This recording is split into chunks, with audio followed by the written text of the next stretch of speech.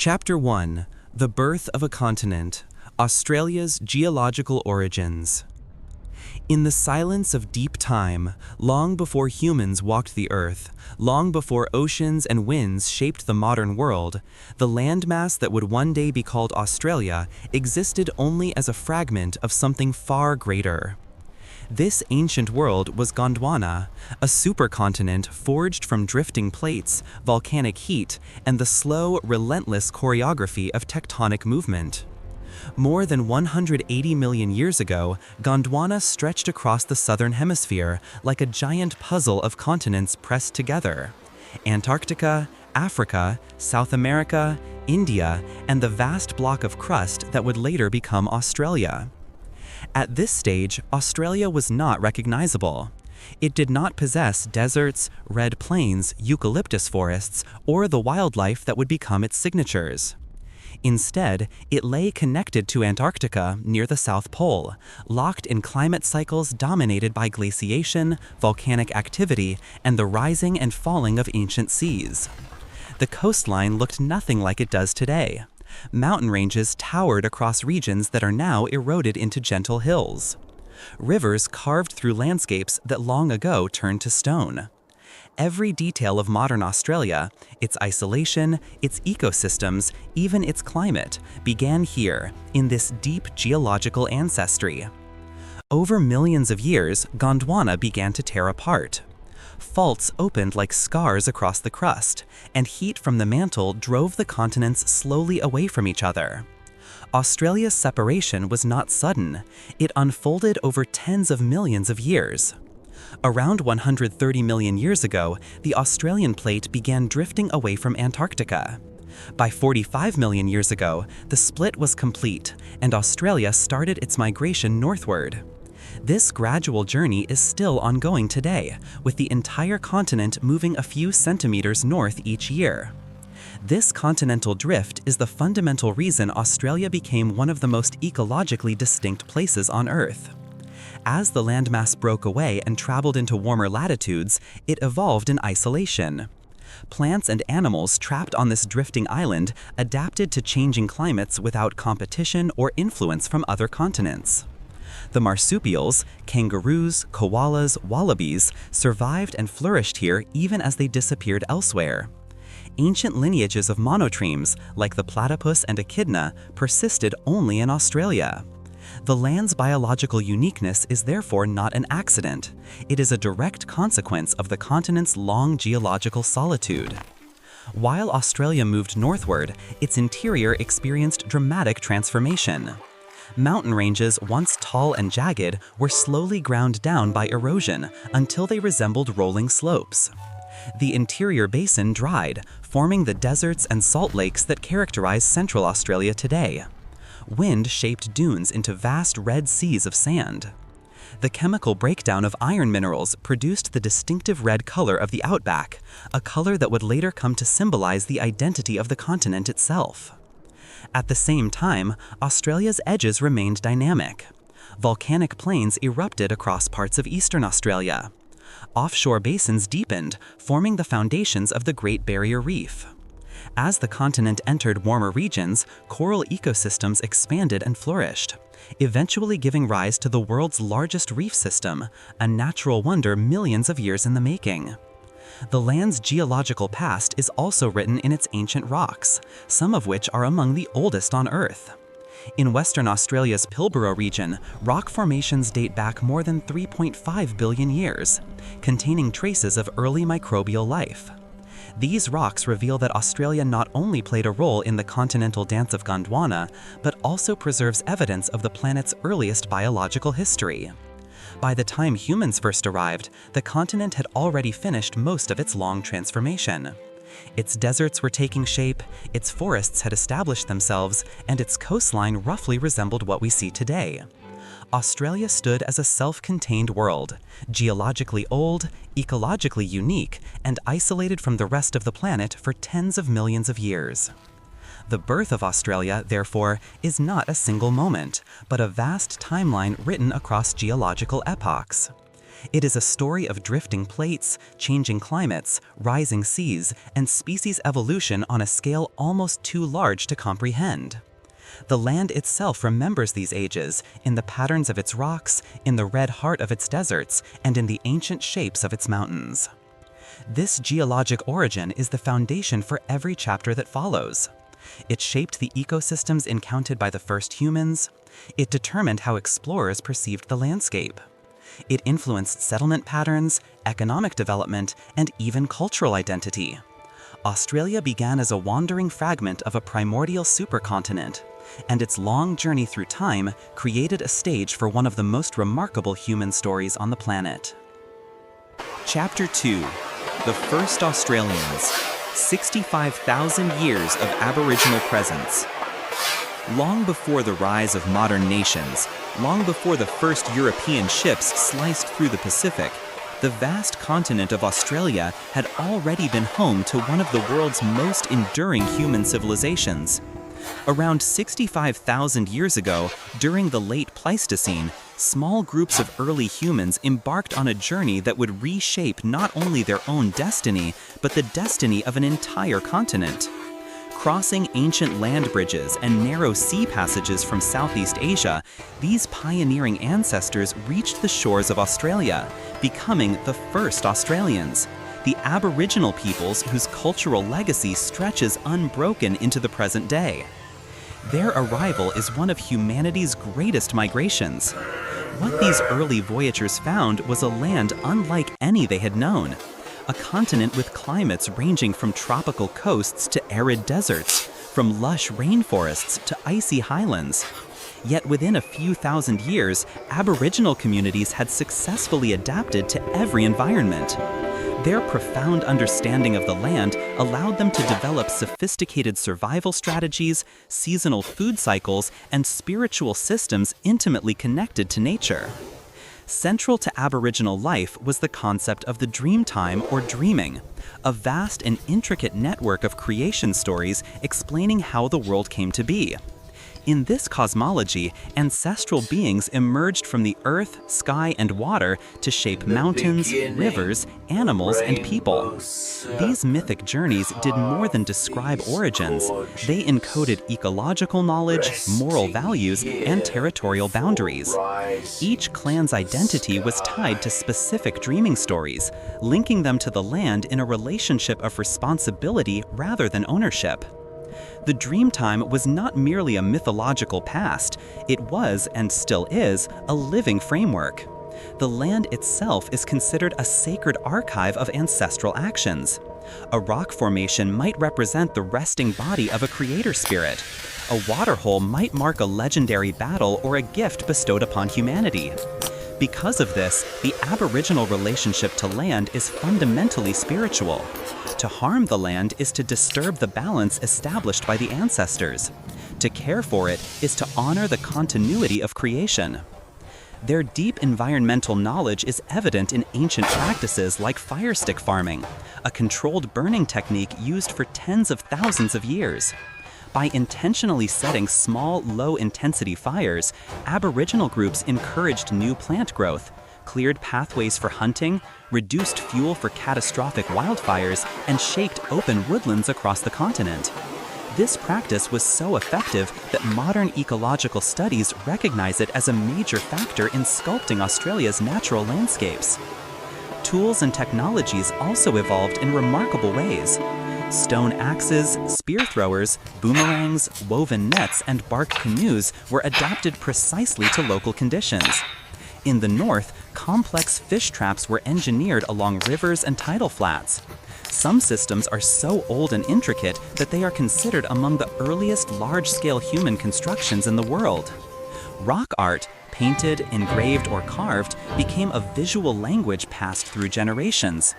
These artworks, ranging from 10,000 to over 40,000 years old, depict ancestral beings, animals, ceremonies, and even events such as volcanic eruptions and early encounters with outsiders. Socially, Aboriginal Australia was far from homogeneous. More than 250 language groups existed, each with its own territory, traditions, and governance.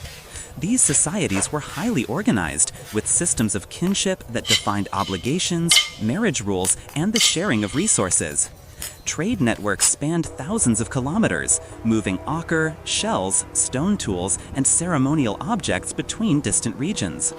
This interconnectedness contradicts outdated stereotypes of isolated nomadic tribes. Instead, it reveals a continent-wide civilization bound together by culture, spirituality, and reciprocal relationships.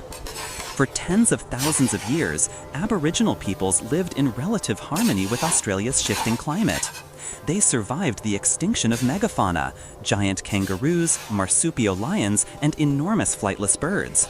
They endured cycles of glaciation and drought. Through it all, their cultural systems remained resilient, adapting with each generation while keeping ancestral knowledge intact. By the time the first Europeans sighted Australia's coastline, Aboriginal societies had already developed one of the longest continuous cultural traditions on Earth. Their presence was not passive. They actively shaped ecosystems, cultivated landscapes, and maintained complex social worlds. The continent was not empty land, as many early explorers imagined. It was a tapestry of nations, each with its own laws, languages, and dreaming tracks stretching across mountains, deserts, and seas. Yet despite their deep history and cultural richness, the arrival of Europeans would dramatically alter the trajectory of Aboriginal life. Disease, displacement, and conflict would challenge their sovereignty and survival. But even in the face of immense upheaval, the foundations laid during their 65,000-year presence would endure, carried through songlines, stories, ceremonies, and the unbroken connection to country. The story of the first Australians is not merely a chapter of ancient history. It is the beginning of Australia's cultural identity. Their survival across geological epochs, their mastery of the land, and their profound spirituality form the oldest continuous narrative on the continent. Understanding their presence is essential to understanding Australia itself. Every landscape, every path, every echo of tradition bears the imprint of the people who first called this vast land home. Chapter 3. Early Encounters, European Explorers Before Cook. For more than 60,000 years, the vast continent of Australia existed entirely within the world of its first peoples.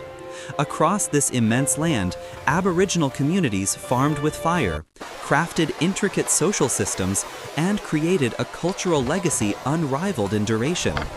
Yet beyond the surrounding oceans, another world was shifting.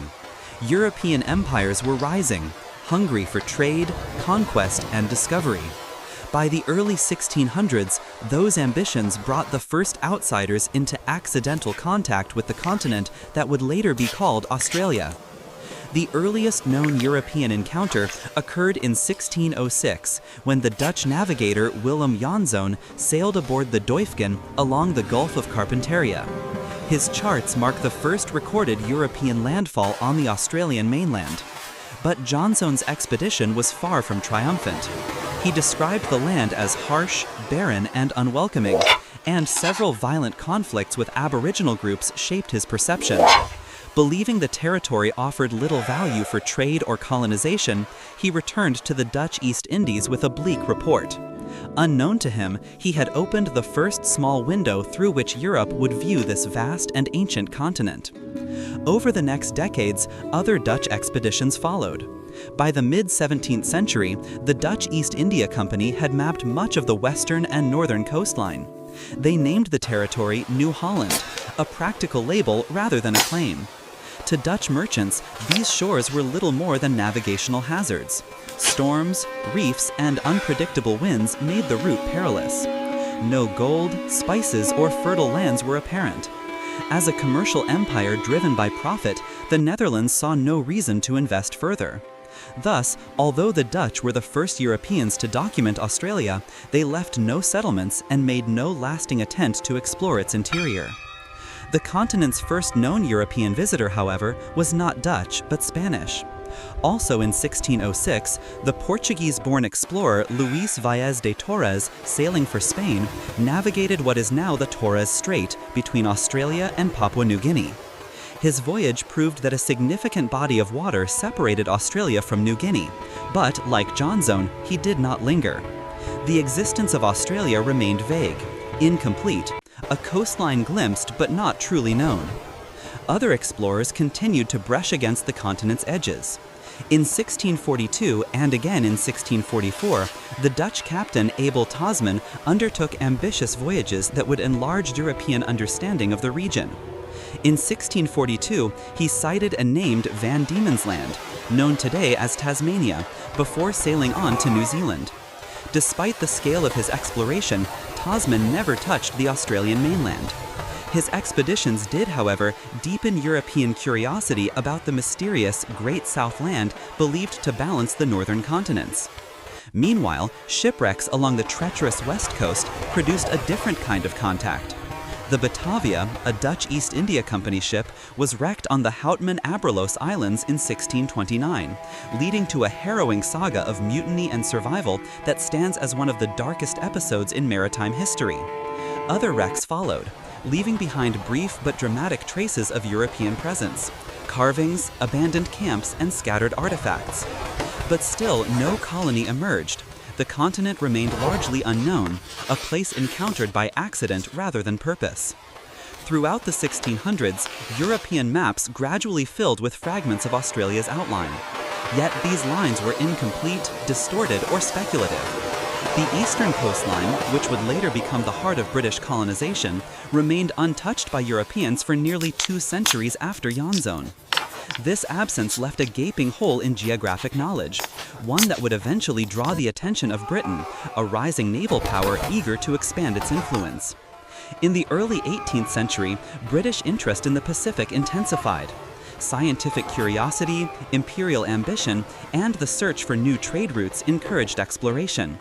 The Pacific was seen as the next arena for discovery, and the mysterious southern continent, still uncharted to the east, became a matter of strategic importance.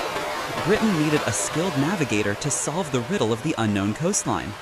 That navigator would be James Cook.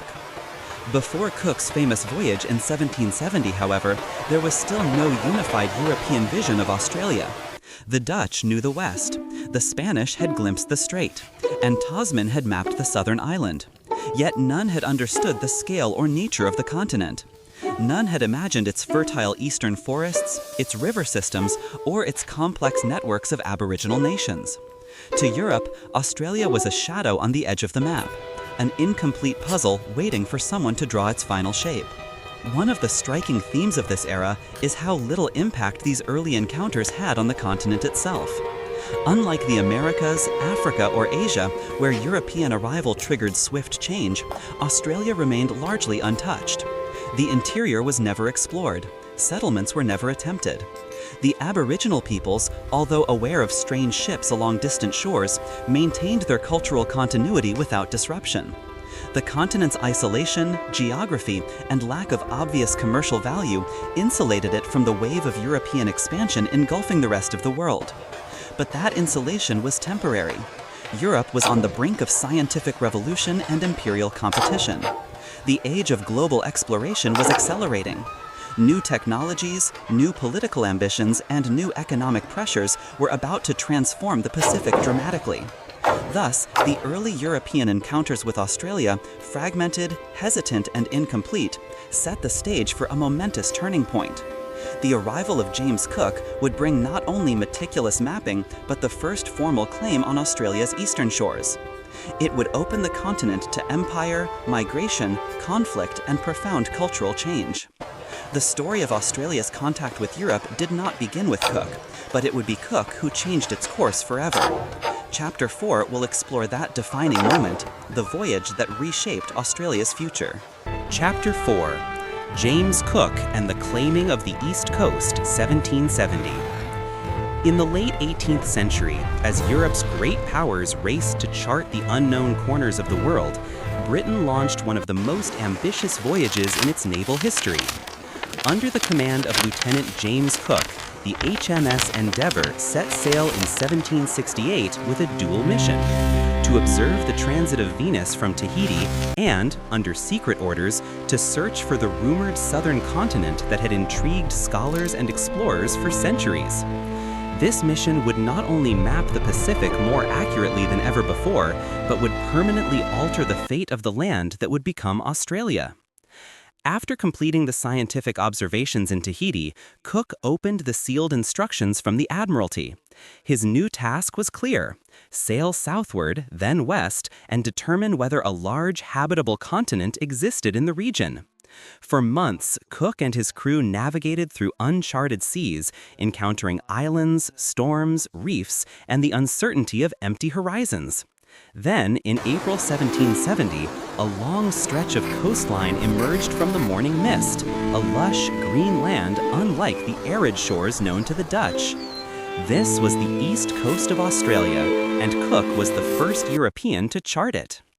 The Endeavour anchored at a place Cook named Botany Bay, inspired by the extraordinary abundance of plant species catalogued by the naturalists Joseph Banks and Daniel Solander. Towering eucalypts, flowering banksias, and unfamiliar shrubs covered the landscape. Wildlife moved with strange rhythms. Birds with dazzling plumage filled the sky. Banks was enchanted, convinced that this continent held scientific riches yet unseen by European eyes. But Cook also encountered the land's oldest custodians. A small group of Aboriginal people watched the ship from the shore, signaling warnings with raised spears and smoke. Cook attempted to approach them, but they rejected the intrusion, shouting and gesturing forcefully. According to Cook's journal, they resisted the landing until shots were fired, an incident later reflecting the fraught beginning of future relations between Europeans and Aboriginal groups. Cook interpreted their resistance as hostility, but Aboriginal communities were defending their country, as they had for tens of thousands of years. Despite this tense encounter, Cook continued north along the coastline, meticulously charting bays, headlands, and river mouths. His maps would later prove so accurate that they remained the standard references for nearly a century. He named many features: Port Jackson, where Sydney would later be founded, Bustard Bay, Cape Tribulation, and Possession Island. These names, often honoring British figures or events, reflected the imperial mindset of the age, the belief that discovery conferred ownership. On 22nd August 1770, Cook reached Possession Island near the tip of Cape York. There, in a symbolic ceremony, he raised the British flag and claimed the entire eastern coastline for King George III, naming it New South Wales. This act, simple in appearance, carried enormous consequences. It disregarded the complex social, spiritual, and territorial systems of Aboriginal nations. To Cook and his era, the land appeared uninhabited, in the legal sense defined by European doctrine, despite the presence of people who had lived there for 65,000 years. This misunderstanding, rooted in cultural blindness, would eventually underpin the legal doctrine of terra nullius. As Cook sailed further north, the voyage nearly ended in disaster. In June, the Endeavour struck the Great Barrier Reef, tearing a massive hole in its hull. The crew worked desperately to prevent the ship from sinking, dumping cannons and ballast overboard to lighten the load. By a miracle of seamanship and determination, they beached a damaged vessel at what is now Cooktown, spending weeks repairing it. During this time, Banks and Solander catalogued hundreds of new species, further fueling Europe's fascination with Australia's biodiversity. The repaired Endeavour eventually resumed its journey, rounding Cape York and heading toward the Dutch-controlled East Indies. From there, Cook returned to England, bringing with him maps, journals, plant specimens, and detailed observations that transformed European understanding of the Pacific. His careful charting of the Australian coast solidified British interest in the continent. Yet Cook himself did not advocate colonization. His voyage was exploratory, scientific, and imperial in charter, but he made no plans for settlement. That decision would come years later, driven not by Cook's recommendations, but by Britain's social crisis, overcrowded prisons, economic pressures, and the loss of the American colonies. Nevertheless, Cook's claim of New South Wales laid the legal foundation for British expansion. It opened the continent to scientific study, imperial ambition, and, unknowingly, the disruption of Aboriginal societies that had thrived for thousands of generations. When Cook returned to England in 1771, he had no idea how profoundly his voyage would shape the future of Australia. His maps would guide future ships. His observations would tempt the British government. His symbolic act on Possession Island would echo across centuries. The story of Australia was about to enter a new era, one defined by global empires, mass migration, and cultural collision. In the next chapter, the arrival of the First Fleet in 1788 would mark the beginning of a transformation that would forever reshape the continent. Chapter 5: The First Fleet and the Birth of a Colony, 1788. In the wake of James Cook's voyage, the east coast of Australia shifted from an unknown frontier to a strategic possibility in the eyes of the British Empire. By the early 1780s, Britain faced a severe crisis. Its prisons were overflowing. The loss of the American colonies after the Revolutionary War had ended Britain's ability to ship convicts across the Atlantic, intensifying domestic pressure to find a new penal destination. Australia, remote, sparsely documented, and far from European rivals, quickly emerged as a solution. What followed would become one of the most dramatic chapters in Australian history. In 1787, the British government authorized an unprecedented expedition. 11 ships, 2 naval escorts, 6 convict transports, and 3 supply vessels set sail from Portsmouth. This armada, later known as the First Fleet, carried more than 700 convicts along with officers, marines, surgeons, and a handful of free settlers. Under the command of Captain Arthur Phillip, the fleet embarked on a voyage of more than 24,000 kilometers, one of the longest forced migrations in human history. Life aboard the ships was harsh. Convicts lived in cramped quarters, chained for long periods, and rationed with limited food and water. Disease was an ever-present threat, and storms battered the ships as they crossed the vast oceans. Yet Phillip's leadership was unusually humane for the era. He ordered medical attention for the sick, insisted on hygiene measures, and ensured fair distribution of supplies. His approach would help the majority survive the arduous journey. After 8 months at sea, the fleet arrived at Botany Bay in January 1788, the very place Cook had described so favorably 18 years earlier. But Phillip quickly realized that Botany Bay was unsuitable for settlement. The soil was poor, the water supply inadequate, and the anchorage unsafe. Scouts were dispatched to inspect nearby bays, and what they found changed everything. A deep, sheltered harbor with fresh water and fertile ground. Cook had named it Port Jackson, but the sheltered cove within it, Sydney Cove, became Phillip's chosen site for Britain's first Australian colony. On 26 January 1788, the British flag was raised at Sydney Cove, marking the official founding of the colony of New South Wales.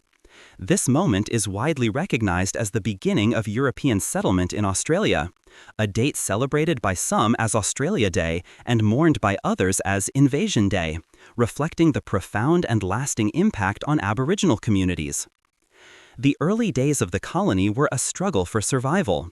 The fleet had arrived with limited livestock, few skilled laborers, and insufficient tools. The soil around Sydney Cove proved challenging to farm, and the settlers lacked experience with Australia's unfamiliar climate and ecosystems.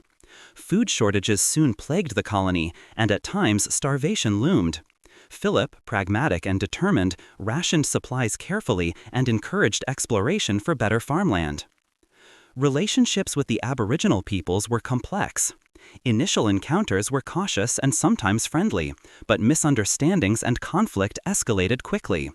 Aboriginal communities, whose stewardship of the land stretched back tens of thousands of years, witnessed the sudden arrival of ships, soldiers, and fences, symbols of permanent occupation. Diseases brought by Europeans, smallpox, influenza, and measles, spread rapidly through indigenous populations, causing catastrophic loss of life and further destabilizing relations. The arrival of the First Fleet marked the beginning of an era of profound cultural disruption for Aboriginal nations. Despite the hardships, the colony persisted.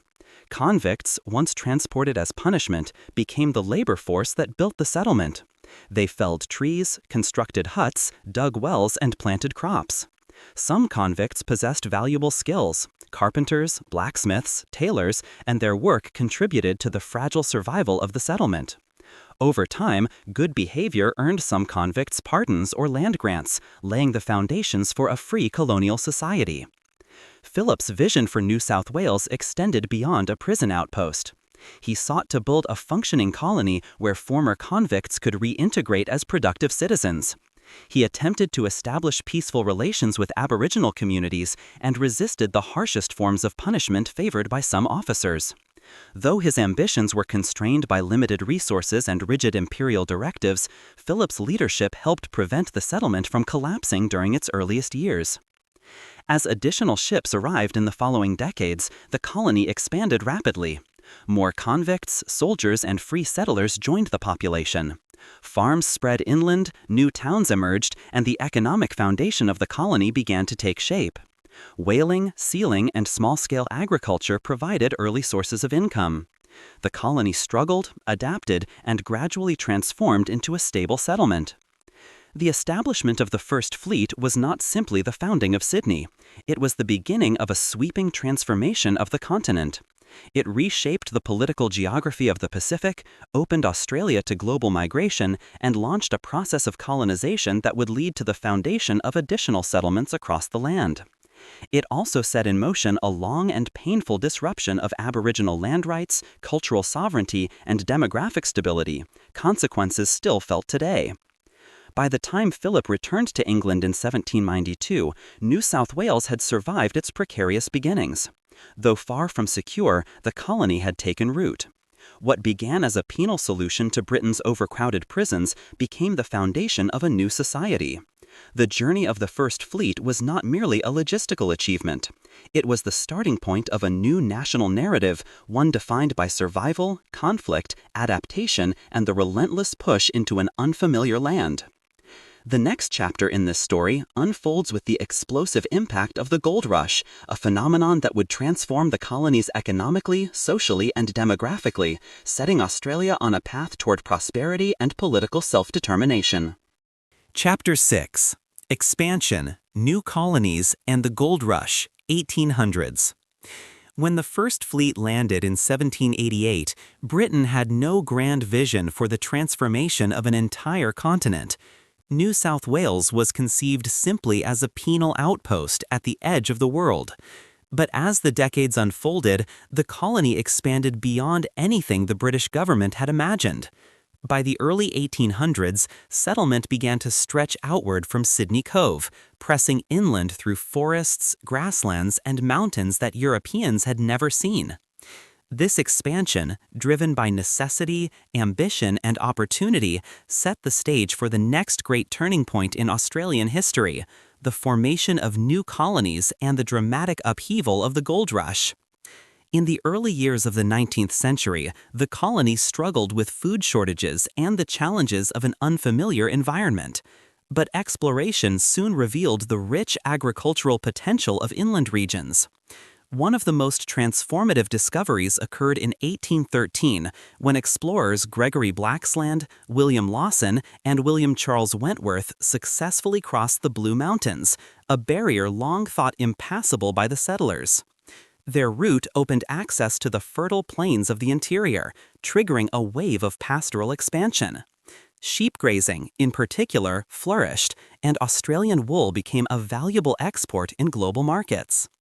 As settlements spread, the administration of such vast lands required new structures. Between 1825 and 1859, Britain established several new colonies across the continent. Tasmania, then Van Diemen's Land, became a separate colony in 1825. Western Australia followed in 1829, founded largely as a free settlement. South Australia was established in 1836, designed as a planned, privately funded colony without convict labor. Victoria separated from New South Wales in 1851, just as the gold rush began. Queensland emerged last, in 1859, reflecting decades of growth along the northern frontier. Each new colony developed its own identity, shaped by geography, economy, and patterns of migration. Together, they laid the foundations of a diverse and expanding society. Yet the colony's growth came at a devastating cost to Aboriginal peoples. As settlers pushed inland, conflicts escalated. Land that had been tended and cared for by Aboriginal communities for tens of thousands of years was seized, fenced, and transformed for agriculture. Diseases spread rapidly among indigenous populations, while frontier violence, often sanctioned or ignored by colonial authorities, resulted in widespread displacement and loss of life. The expansion of the colonies was not a peaceful process, but a collision of cultures, economies, and worldviews. Then, in 1851, everything changed. Near Bathurst, New South Wales, and shortly afterward in Victoria, the discovery of gold unleashed an economic and social revolution. What began as rumors quickly exploded into a frenzy that drew fortune seekers from across the world. The Australian gold rush rivaled those of California and South Africa, attracting immigrants from Europe, China, North America, and beyond. The impact was immediate and extraordinary. Thousands left their jobs, farms, and towns to seek their fortune in the goldfields. Temporary camps swelled into makeshift cities. Entire ships were abandoned in Sydney Harbor as crews deserted to join the rush. By the mid-1850s, Australia's population had nearly doubled, and the colony of Victoria became one of the wealthiest places in the British Empire. The goldfields were a chaotic, multicultural, and often dangerous environment. Miners lived in rough tents, worked long hours, and faced the constant threat of disease, injury, or financial ruin. Yet the promise of sudden wealth created a powerful sense of possibility. For the first time, people who had arrived with nothing could become prosperous through luck and perseverance. The influx of Chinese miners brought both cultural diversity and tension. Their disciplined mining techniques and communal organization often outperformed European miners, leading to resentment and racial conflict. Anti-Chinese sentiment culminated in violent clashes, restrictive laws, and discriminatory taxes. These events foreshadowed the racial politics that would shape Australia in later decades. Amid the turbulence, the gold rush accelerated Australia's transformation. Roads, railways, and ports expanded to support the booming economy. Banking and commercial sectors grew rapidly. The newfound wealth funded schools, hospitals, and public institutions. Cities like Melbourne and Bendigo flourished, their grand Victorian architecture standing as symbols of prosperity. The gold rush also ignited political change. Miners, frustrated by unfair licensing fees and lack of representation, staged the Eureka Stockade in 1854, a rebellion that became a defining moment in Australian democracy. Although the uprising was swiftly suppressed, public sympathy shifted toward the miners, and reforms soon followed. Many historians consider the Eureka Stockade a cornerstone of Australia's emerging political identity: egalitarian, rebellious against injustice, and willing to challenge authority. The wealth generated by the gold rush helped the colonies transition from penal settlements to vibrant societies with increasing demands for self-government. By the late 1850s, most colonies had gained their own parliaments and constitutions. The economic boom accelerated urbanization, diversified industries, and promoted civic life. Australia was no longer a remote outpost, but a thriving, interconnected set of communities with a sense of shared destiny. Yet the legacy of the gold rush was dual in nature. It brought prosperity, innovation, and demographic expansion, but it also intensified the displacement of Aboriginal peoples, strained racial relations, and left environmental scars in the form of abandoned mines and altered landscapes. Still, the gold rush was undeniably a turning point, one that reshaped the continent's future and propelled the colonies toward nationhood. By the end of the 1800s, the Australian colonies were prosperous, confident, and increasingly interdependent. Their growth had outpaced expectations, and the idea of uniting into a single nation began to take hold. The next chapter explores the political movements, debates, and aspirations that ultimately led to the Federation of Australia in 1901, the moment when the colonies formally joined as one Commonwealth. Chapter 7, The Road to Federation Toward a Unified Australia, Late 1800s. By the final decades of the 19th century, the Australian colonies had matured from fragile outposts into prosperous, self-governing societies. Each colony, New South Wales, Victoria, Queensland, Tasmania, South Australia, and Western Australia, possessed its own parliament, its own laws, and its own evolving identity. Yet these separate political units shared the same continent, the same challenges, and increasingly the same aspirations. The idea that the colonies might one day unite into a single nation began as a distant dream, but by the 1880s it had grown into a movement with unstoppable momentum. Several forces pushed the colonies toward federation, the process of forming a national government. One of the most pressing issues was defense. In a world shaped by imperial rivalries, rising naval powers, and uncertain alliances, the scattered colonies recognized their vulnerability. Each maintained small militias and coastal defenses, but none could independently protect the continent. The arrival of Russian warships in the Pacific and tensions in European politics stirred anxiety. A united Australia could coordinate military strategy, share resources, and present a stronger front to the world. Another powerful motivator was economic integration. Although the colonies were geographically connected, they operated like separate countries. Goods moving across colonial borders were subject to tariffs, creating internal trade barriers that frustrated merchants and slowed economic growth. Victoria's protectionist policies clashed with New South Wales' preference for free trade, while Queensland imposed duties that disrupted commerce in the north. A national economy, free of internal tariffs, promised prosperity and efficiency. The rise of modern communication strengthened the desire for unity. The invention of the electric telegraph in the mid-1800s connected the colonies with lines of instant communication. Newspapers circulated stories across borders, fostering shared public debates. Railways expanded, though the colonies had unfortunately chosen different track gauges, creating literal breaks in continuity. Even these logistical frustrations became arguments for national coordination. Socially and culturally, the colonies were beginning to see themselves as part of a broader community. Despite their differences, settlers shared a British heritage and a growing sense of distinct Australian identity. This identity was shaped by the outback, the bush mythos, the egalitarian spirit of miners, the resilience of frontier life, and a belief in democratic principles. Poetry, art, and stories of the bush, such as those by Henry Lawson and Banjo Patterson, nurtured the idea of Australians as a people united by their land and experiences. Yet federation was far from inevitable. Many feared that a national government would strip colonies of their autonomy. Smaller colonies worried that populous New South Wales and Victoria would dominate policymaking. Others resisted the cost and complexity of merging legal systems. Western Australia, geographically isolated and economically unique, was particularly reluctant. The earliest attempt to bring the colonies together occurred in 1885, when the Federal Council of Australasia was formed. While it addressed intercolonial issues, its authority was limited. It lacked major powers, and, critically, New South Wales refused to join.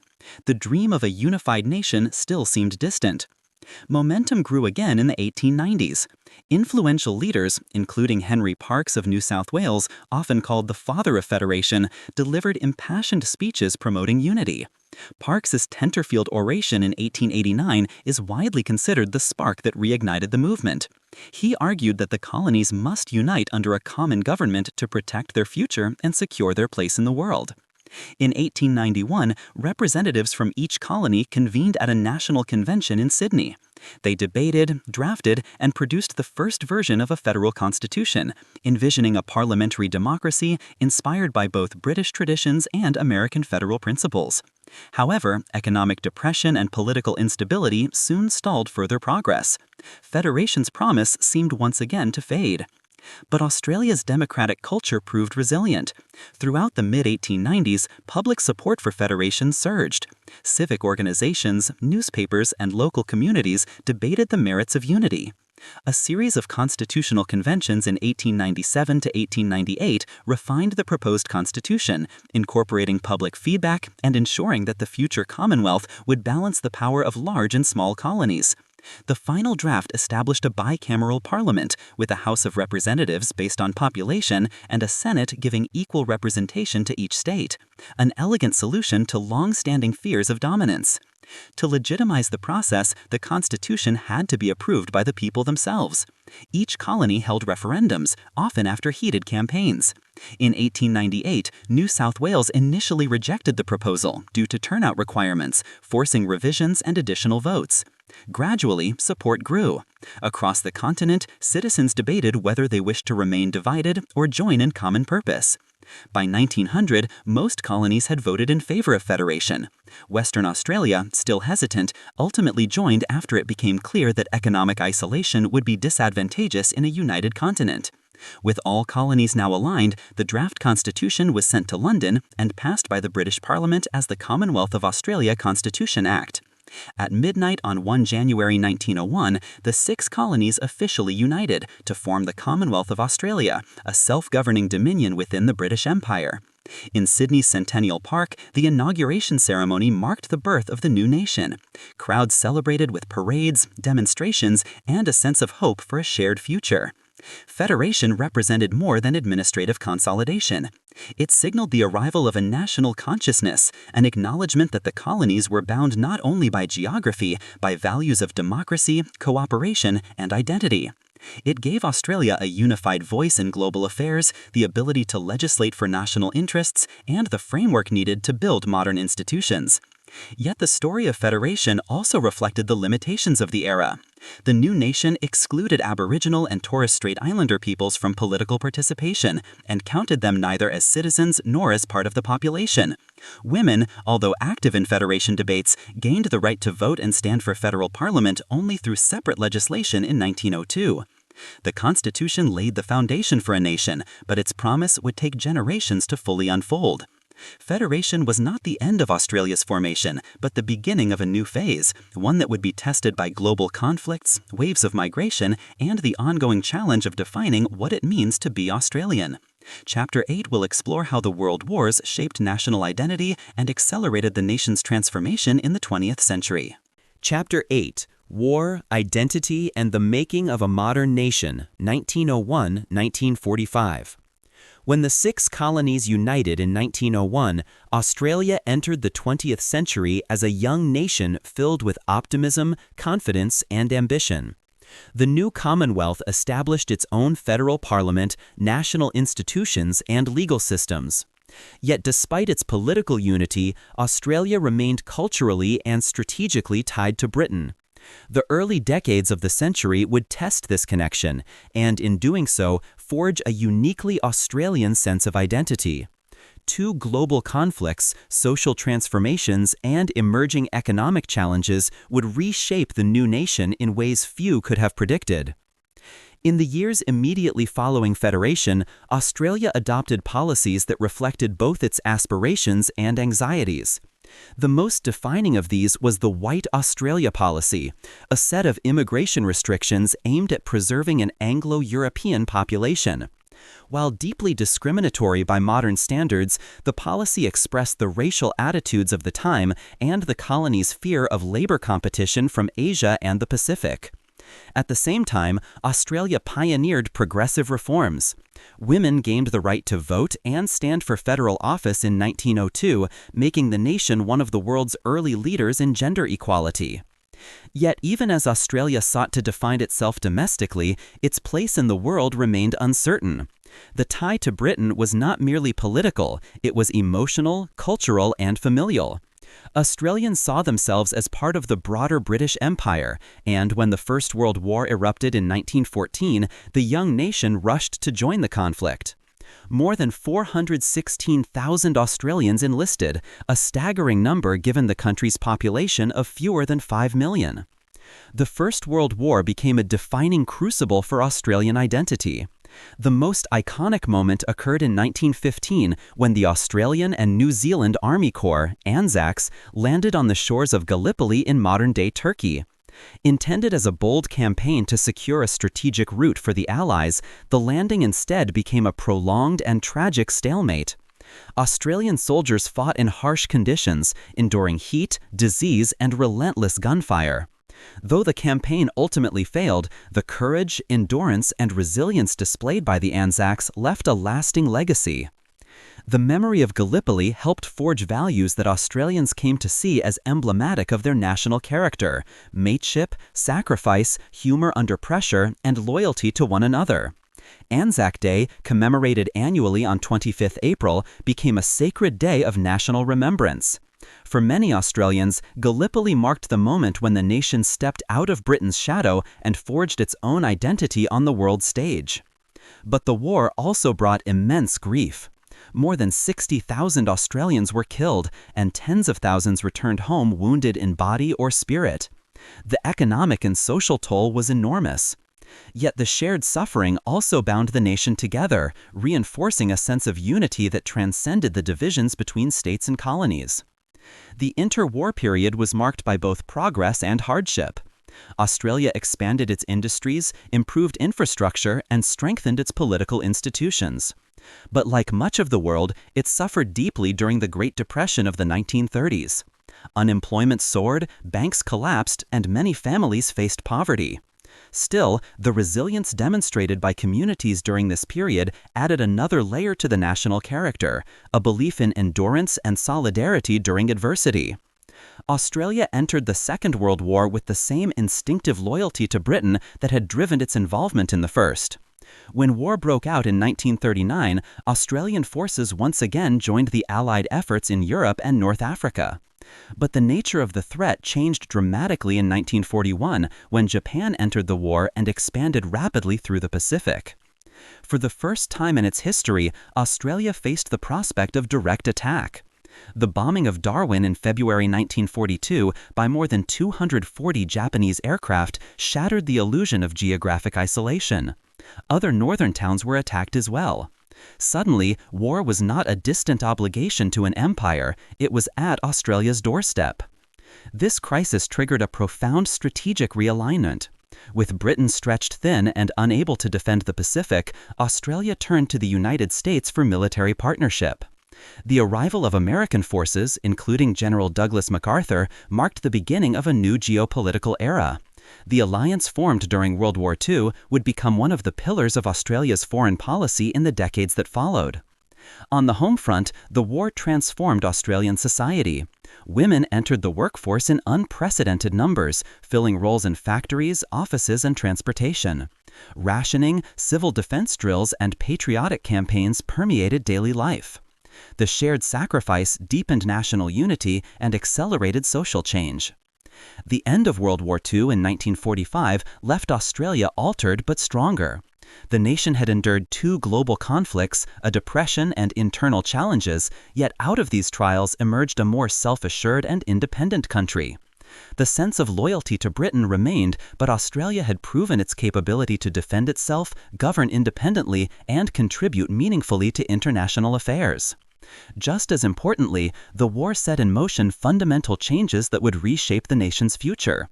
The need for population growth to secure national defense and strengthen the economy would lead to a massive post-war immigration program, one that slowly dismantled the racial barriers of the past and set Australia on the path toward becoming a diverse, multicultural society. The story of Australia's evolution from colony to nation was still unfolding, and the decades after World War II would see even greater transformations. Chapter 9 will explore these developments, from immigration waves, cultural change, to political independence and the forging of modern Australian identity. Chapter 9: Post-War Transformation and the Rise of Modern Australia, 1945 to Present. In the aftermath of World War II, Australia emerged into a world irrevocably changed. The war had reshaped global alliances, altered migration flows, and accelerated technological advancement.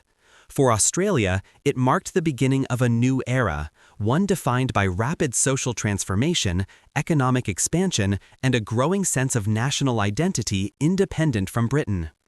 The decades that followed would turn Australia from a predominantly British outpost into one of the world's most culturally diverse and economically advanced nations. One of the most far-reaching developments was the post-war immigration boom. In 1945, Australia's population stood at just 7.5 million, and the government believed that national security depended on growth. The slogan, "Populate or Perish," captured the urgency of the time.